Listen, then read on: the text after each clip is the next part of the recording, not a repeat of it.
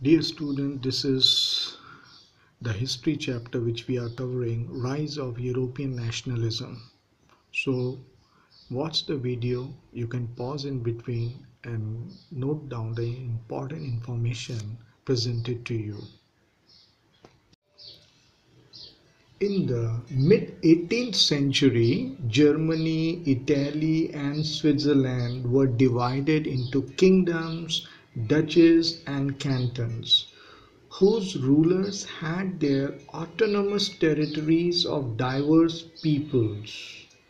They did not see themselves as sharing common identity. They spoke different languages and belonged to different ethnic groups. Such differences did not easily promote a sense of political unity. The only tie binding to these diverse groups together was a common allegiance to the emperor.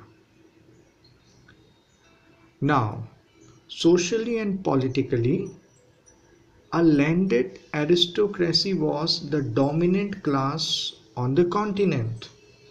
The members of this class were united by a common way of life that cut across regional divisions, owned estates in the countryside and also town houses. They spoke French. Their families were often connected by ties of marriage. This powerful aristocracy was, however, numerically a small group. The majority of the population was made up of peasantry. And there was another category of people. They were called lower class. Most of these people came from peasant background, and most of them were landless and worked as serfs. But as the time passed, a new social groups came into being, a working class population and middle classes made up of industrialists, businessmen, professionals. It was among the educated, liberal middle classes that ideas of national unity following the abolition of aristocratic privileges gained popularity. You can see in the slide impact of the Industrial Revolution and the rise of middle class. Growth of cities and towns. Because of Industrial Revolution, new towns and cities emerged, and because of Industrial Revolution, a new business class called commercial class also emerged, and they were also called the middle class. Okay, they were educated and liberal minded. They wanted the removal of aristocratic privileges. They always struggled. They were called liberals. You can see the growth of urban middle class, one seen there. Now, let us learn about liberal nationalism. Liberal nationalism. Okay, so what was liberal nationalism? Remember, the term liberalism derived from the Latin word liber, means free. For the new middle classes, liberalism stood for freedom for the individual and equality of all before the law. Politically, it emphasized the concept of government by consent. Since the French Revolution, liberalism had stood for the end of autocracy and clerical privileges, a constitution and representative government through parliament. So it's a very important concept, liberal nationalism. They opposed, they wanted to remove aristocracy, they wanted to remove the imperial control. They wanted to bring back parliamentary system. They wanted to bring back voting system, government by consent.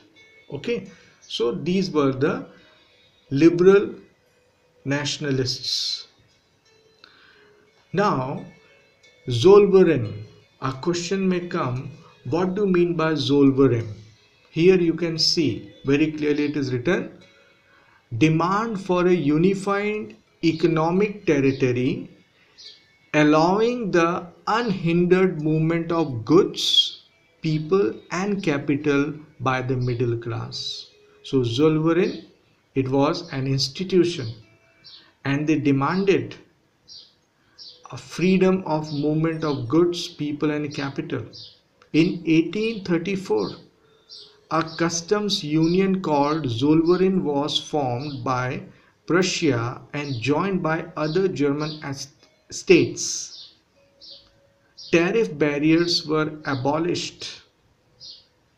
Currencies reduced from 30 to only two types of currency.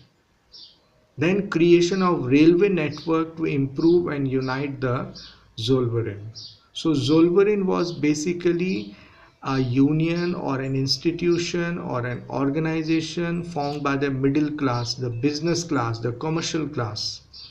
And in liberal nationalism, they always said we should be given freedom so that we can allow our goods and people and capital from one place to another without any hindrance, without any barrier. Therefore, they opposed tariff barriers.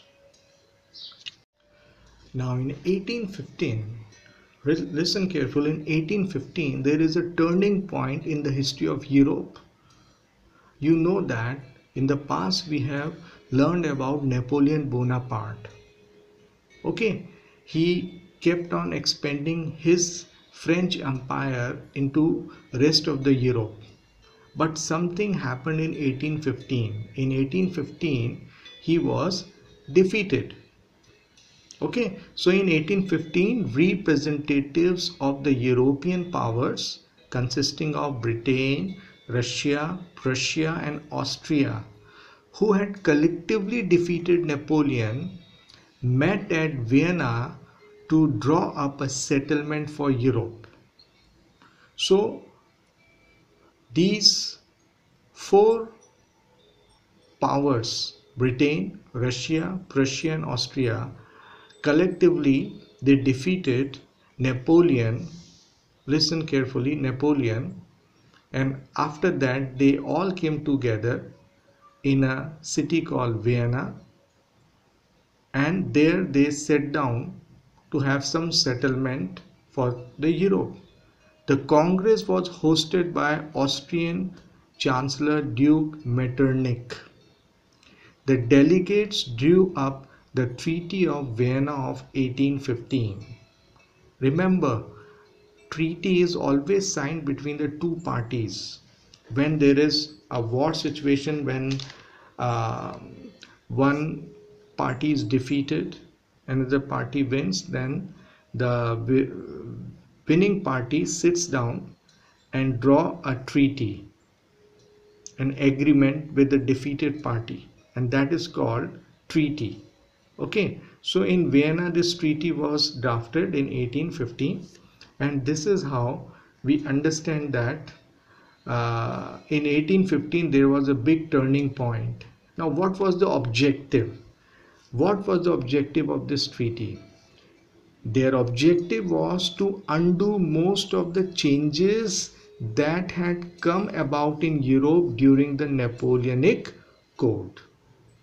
The main intention was to restore the monarchies that had been overthrown by Napoleon and create a new conservative order in Europe. This is very important.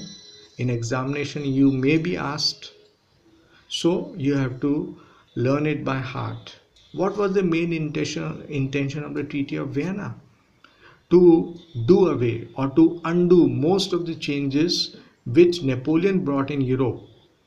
The conservative powers, they wanted to undo all those things, to do away, in other words, to remove all those changes which Napoleon brought, and they wanted to bring back the monarchy system once again in Europe. Therefore, those who supported the coming back of monarchies, listen, they were called conservatives. What were they called? They were called conservatives. So who were conservatives? The people who supported monarchies and they wanted to bring back monarchy system. Okay. So we find that after 1815, conservatism began to grow once again in Europe. Now, what were their beliefs or their ideas? Number one, conservatives. They believed that the monarchy, church, aristocracy, social hierarchies, property and family should be preserved. So they were in favor of monarchy. They wanted to preserve Napoleon's administrative reforms. Whatever they felt Napoleon did was good, they wanted to keep those things, and whatever things they felt, well, these were the not the good things, so they were removed. In 1815, England, Russia, Austria and Prussia signed the Treaty of Vienna, undoing the changes made by Napoleon. Buffer states were set up on the boundaries of France to prevent future expansion. Future expansion of who? France. A buffer state was created. Tried to restore monarchies that had been overthrown by Napoleon. So all those kings which were removed by Napoleon in Europe, conservatives, they wanted to restore them back. You can see in this slide changes brought by conservatism. Number one, return of autocratic regimes, did not tolerate dissent or criticism, censorship laws brought in to limit the spread of liberal ideas. Remember, I told you the who were liberals. Okay, those who were in favor of democratic system, representative system, they were called liberals. And who were conservatives? They who favored aristocracy, monarchy, and they wanted to bring back the old order. So here we see that after the Treaty of Vienna, there was now battle between conservatives and liberals. Remember, conservatives also began to call themselves as nationalists, and liberals, they already called themselves as nationalists. So there was a constant opposition from both the parties. Conservatives, they opposed liberal ideas, and liberalists, they opposed conservative ideas. So here we find that conservative regimes set up in 1815 were autocratic.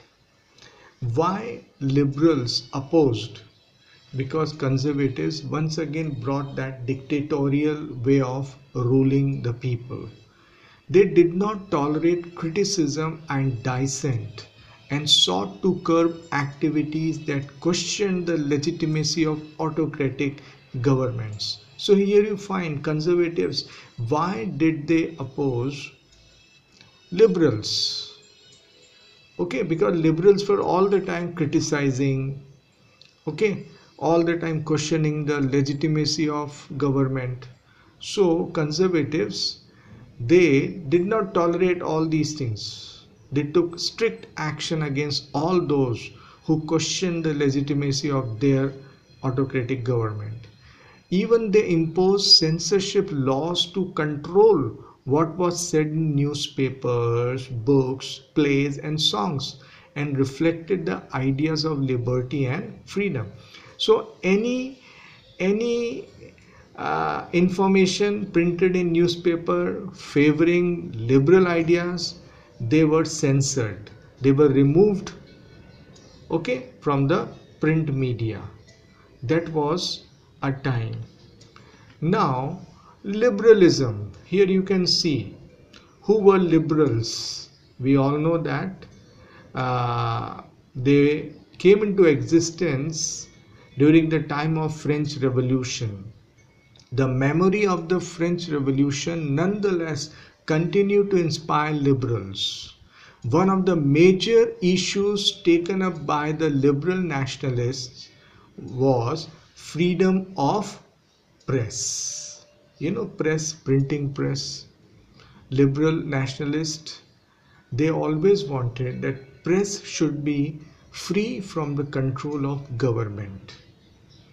Because if government will start controlling the press, then who will going to criticize the government, the wrong policies of the government? Okay, so they criticize the new conservative orders. So they really criticize the new conservative orders. So this is how we understand that age of revolutionary, it all started. I'll come back, but let me first tell you about the revolutionaries. See, here it is written, return of monarchies drove many liberal nationalists underground. Secret societies were formed. Their aim was to fight for liberty and equality. They wanted to establish nation states. So here you find when conservatives started persecuting the liberal nationalists, these liberal nationalists, they undergrounded themselves. You know, they went hiding, and from their own hiding places they were propagating the ideas of liberty and equality, and they were opposing conservative regimes. So this was the time period, the age of revolutionaries. As conservative regimes tried to consolidate their power, liberalism and nationalism came up to be increasingly associated with revolution in many regions of Europe. These revolutions were led by the liberal nationalists belonging to the educated middle class elite, among whom were professors, school teachers, clerks, members of the commercial middle classes. And they joined the secret societies. They began to form secret clubs, okay, which work against the conservative regimes of that time.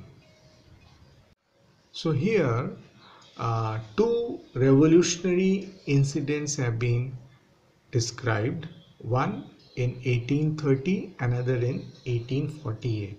So what happened in 1830, the revolution in 1830? See, it is written, the first upheaval took place in France in July 1830. The Bourbon kings, who had been restored to power during the conservative reaction after 1815, were now overthrown by liberal revolutionaries. So they installed a constitutional monarchy with Louis Philippe as its head. So here you can see revolutionaries, they overthrew the dictatorial monarchy and compelled Louis Philippe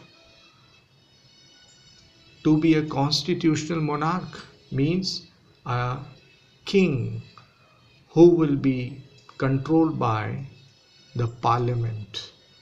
So this revolution took place in 1830. The July Revolution sparked an uprising in Brussels, which led to Belgium breaking away from the United Kingdom of the Netherlands. So same because of this July Revolution which took place in France, Brussels, which led to Belgium. Brussels also broke away from United Kingdom of Netherlands. Then revolution in 1848, parallel to the revolts of poor, unemployed and starving peasants and workers in many European countries in year 1848, a revolution led by the educated middle class was underway. Okay, so we saw that in first case, the revolution which came in 1830 in France, it was basically a political revolution where they overthrew the dictatorial monarchy and established the constitutional monarchy. But in revolution of 1848, we see there are other important issues like there is poverty, overall in European countries, unemployment situation is there, starvation is there, workers, peasants, they are living in a very pathetic conditions. So the educated middle class in 1848 led this revolution. It brought about the abdication of monarch and a republic based on universal male suffrage had been proclaimed. So here we find that the monarchies which were dictatorial, which were established by conservatives, many of those monarchies they willingly surrendered and were ready to become constitutional monarch, means a monarch under the control of parliament. In other parts of Europe where independent nation states did not yet exist, such as Germany, Italy, Poland and Austro-Hungarian Empire, men and women of the liberal middle classes combined their demands for constitutionalism with national unification. So they took advantage of the growing popular unrest to push their demands for the creation of a nation state on parliamentary principles. So conservatives from 1815 onward we find that they begin to rule, but by 1830 when revolution takes place and monarchy is removed, and in 1848 this is general revolution which came around almost every part of Europe. Here is one example of Giuseppe Mazzini, a revolutionary. In examination, question may come, so you should know who was he. First of all, he was an Italian revolutionary. Now, who are revolutionaries? They are those nationalists which believe in liberalism, which oppose conservatism. Now, Giuseppe Mazzini, he was member of Carbonari, founder of Young Italy and Young Europe. Now remember, in the beginning, Giuseppe Mazzini was a member of Carbonari club, secret club. Then later on, he formed two secret clubs called Young Italy and Young Europe. He believed that God intended nations to be the natural units of mankind, described as the most dangerous enemy of conservative social order. You know, conservatives, they saw him as the deadliest enemy, the most dangerous enemy of the conservative social order. So, Giuseppe Mazzini, he was an Italian revolutionary.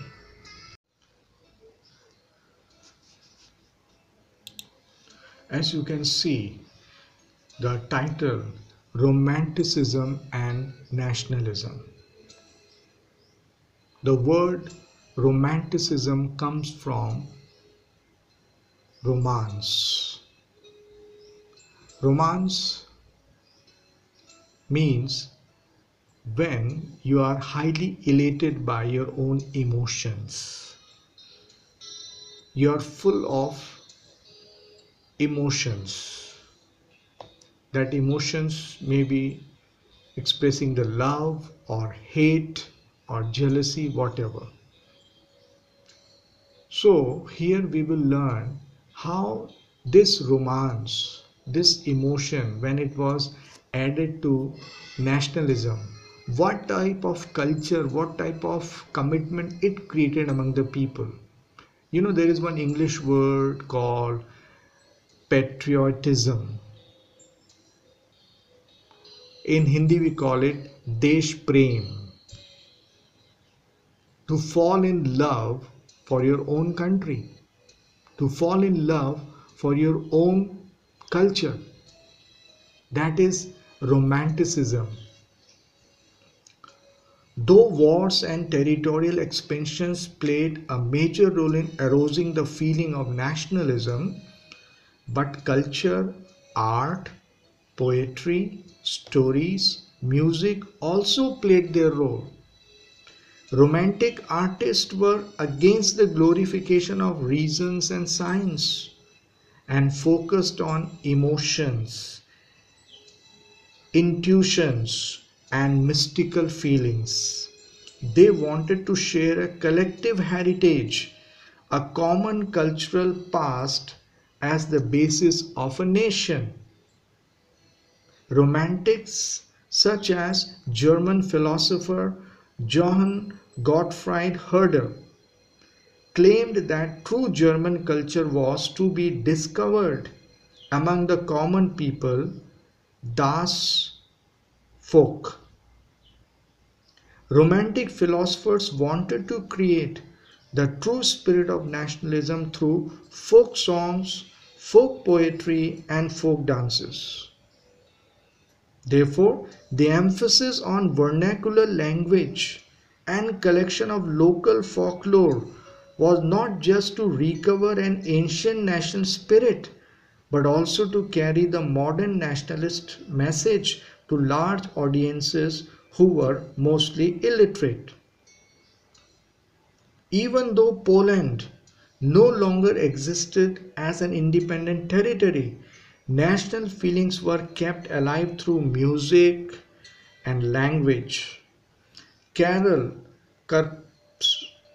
Karpinski, for example, celebrated the national struggle through his operas and music, turning folk dances like the Polonaise and Mazurka into nationalist symbols.